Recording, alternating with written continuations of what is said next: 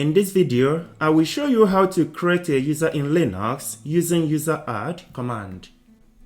The command is sudo add user, then the username.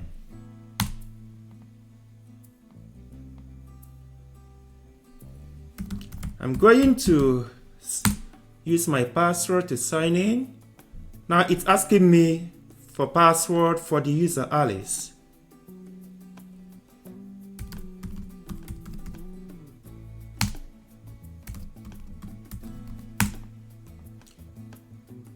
Now, if you are interested, you can fill in all this information for Alice, but let's ignore that.